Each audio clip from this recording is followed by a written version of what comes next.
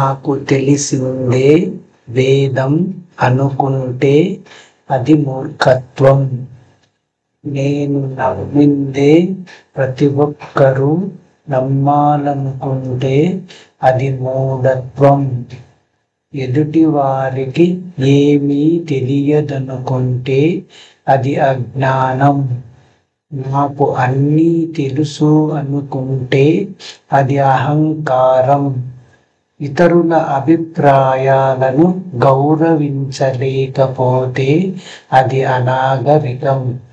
ఇతరుల గొప్పతనాన్ని అంగీకరించలేకపోతే అది సంకుచిత్వం.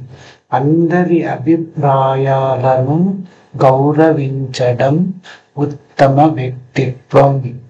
మంచి భావనలను ఎక్కడ ఉన్నా స్వీకరించగలగడం ఔన్నత్యం.